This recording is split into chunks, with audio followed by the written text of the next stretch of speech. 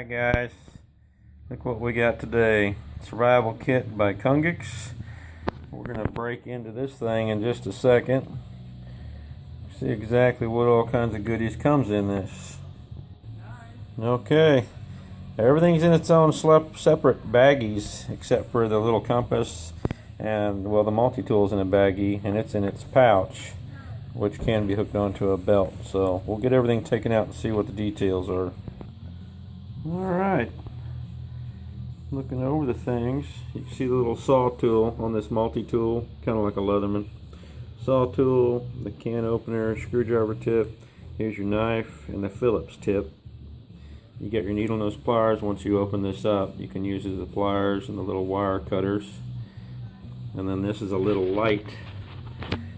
All you do is reach down and tighten the tip on. That little light comes on. Back it up a couple screws, because once it's folded in there, you ain't got to worry about it coming off or coming apart anyway. So just keep it unscrewed so there's no contact and don't run your batteries down.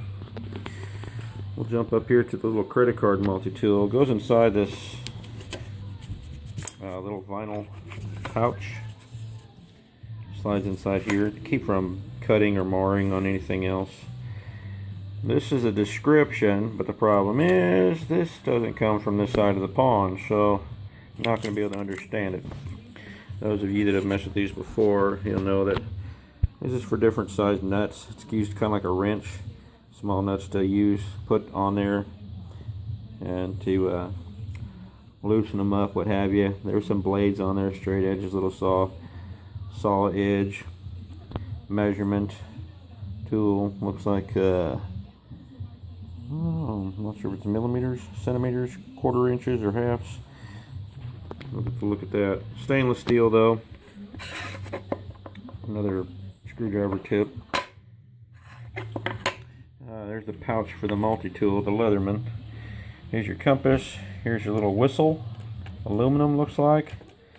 Here's your fire starter with the scratcher rod on it. Here's your hand saw. These two rings here get this all unfolded out, and you can saw little limbs and stuff with this just by pulling back and forth with each one. It'll saw a little limb in half or what have you. And your compass, and as I hold it here, it does sit true. It is aiming north, so it works. But that's a pretty good set for a little survival kit for what you're getting. And I was going to show you the little plier tool. It does have a spring in there. There it is. It took me a second to get it opened up and freed, but now it moves real easy. You can see I'm just doing it with a thumb and a finger.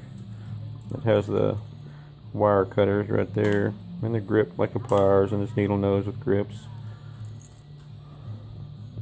Okay, everything's packed back in there, and just a recommendation, I'm not saying it's needed, but just me personally, what I'm going to do, get these, in medication bottles, you get these little bottles of sorbate, silica gel capsules, keeps things dry. I'm going to drop one of these in there, just so I don't have to worry about any moisture gaining in it. It'll help keep everything dry. It should fit just fine.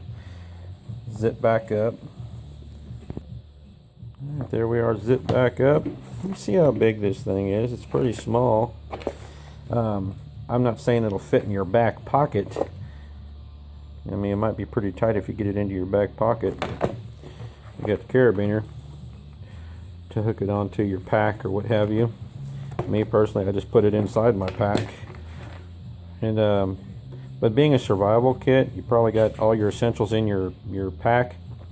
Something like this I'd keep maybe in the car or on day trips to where you don't normally have your survival pack and stuff with you. So these are real handy to keep maybe in the glove compartment or somewhere in the car under the seat. That way if something does happen, you got little things in there to help you out with maybe helping to stay alive or survive, or to help you until you can get to help or help comes. So little survival kits like this, and there's still ample room in here to add things to it. So if you wanted to add something else in there, you could see there's still room inside here to add other things if you wanted to. So I like it. It's a good little kit, and it's really not a bad price for what you get, so I'd say it's a good buy.